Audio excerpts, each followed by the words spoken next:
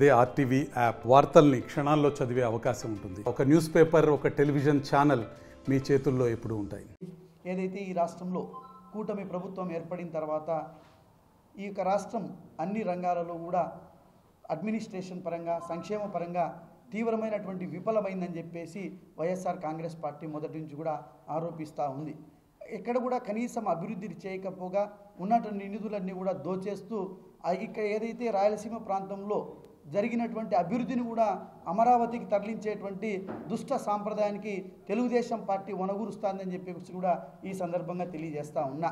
మన కర్నూలులో గౌరవ మాజీ ముఖ్యమంత్రి జగన్మోహన్ రెడ్డి గారు కర్నూలుని జ్యుడిషియల్ క్యాపిటల్గా 48 ట్రిబ్యునల్స్ను, అదేవిధంగా లోకాయుక్తను, అనేక లా యూనివర్సిటీని, దాదాపు 1000 ఎకరాల్లో లా యూనివర్సిటీని తీసుకొచ్చే ప్రయత్నం చేస్తూ కర్నూలు జిల్లాను న్యాయ రాజధానిగా పెట్టాలని చెప్పేసి ఎంతో వ్యయ ప్రయాసాలకు వచ్చి అక్కడ ల్యాండ్ అక్విజిషన్ చేయడం, ఏసీబీ కోర్టును పెట్టడం, లోకాయుక్తను పెట్టడం, 48 ట్రిబ్యునల్లను పెట్టడం, అన్ని కోర్టులు పెట్టిన తర్వాత ఇక అమరావతిని డెవలప్ చేయాలనేటువంటి ఒక ఉద్దేశంతో ఈ రాష్ట్ర ప్రభుత్వం కర్నూలు నుంచి మొత్తం న్యాయ వ్యవస్థనంతా కూడా ఈరోజు అమరావతికి తరలించి ఇక రాయలసీమకు తీవ్రమైనటువంటి అన్యాయం చేసింది.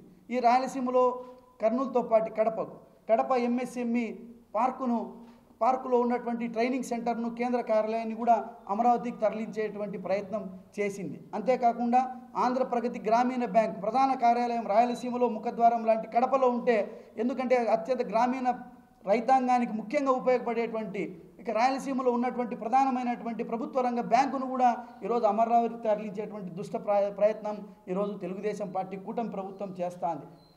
అంతేకాకుండా అనంతపురానికి వచ్చినటువంటి ఎయిమ్స్ను కూడా ఈరోజు గుంటూరు మంగళగిరికి తరలించేటువంటి ప్రయత్నం చేస్తాను. ఈ సందర్భంగా వైఎస్ఆర్ కాంగ్రెస్ పార్టీ తరఫున ఈరోజు తెలుగుదేశం పార్టీని, కూటమి ప్రభుత్వాన్ని ఒక్కటే అడుగుతున్నాం.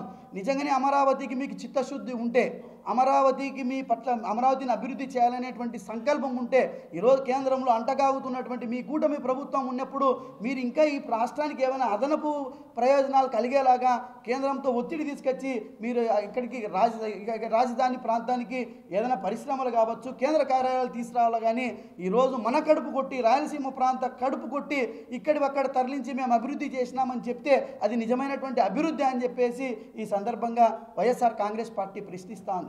ఈ రకమైనటువంటివే కాదు, ఈరోజు గ్రామాల్లో చూసినట్లయితే ఎక్కడికక్కడక్కడ ఈ రోజుకి ఈ కేంద్ర ప్రభుత్వంలో ఉపాధి హామీ కింద కానీ, 15th ఫైనాన్స్ కమిషన్ కింద కానీ ఒక్క రూపాయి కూడా అదనంగా తీసుకొచ్చినటువంటి పాపాన పోలేదు. తీసుకురాకపోగా ఏదైతే ఎన్ఆర్ఈజీఎస్ ద్వారా వచ్చినటువంటి నిధులన్నింటినీ కూడా ఈరోజు తెలుగుదేశం పార్టీ నాయకుల సిఫారసు మేరకు ఈరోజు సర్పంచ్ వ్యవస్థని, మండల పరిషత్ వ్యవస్థని ఈరోజు గొంతు కోసేటువంటి ప్రయత్నంలో భాగంగా ఎమ్మెల్యేలు సిఫారసు చేసినటువంటి వాళ్ళకు ఎంపీడీఓలు, పంచాయత్ సెక్రటరీలు డైరెక్ట్గా ఈ 5 లక్షలు ఫలాని ఎంఓయూ అంటే మెమరాండమ్ ఆఫ్ అండర్స్టాండింగ్ అని చెప్పేసి కాంట్రాక్ట్ పద్ధతిలో ఈరోజు సర్పంచుల యొక్క తీర్మానము యాక్చువల్గా ఎన్ఆర్ఈజీఎస్ చట్టం ఏం చెప్తుందంటే సెక్షన్ 5 సబ్సెక్షన్ 16 2005 ఎన్ఆర్ఈజీఎస్ యాక్ట్ ఏం చెప్తుందంటే, ఒక గ్రామంలో ఆ గ్రామంలో ఉన్నటువంటి మౌలికమైనటువంటి అవసరాలను ప్రాధాన్యత క్రమంలో గుర్తించి గ్రామ సభను నిర్వహించి ఆ గ్రామ సభలో ఐడెంటిఫై చేసినటువంటి వర్కులకు తీర్మానం చేసి ఆ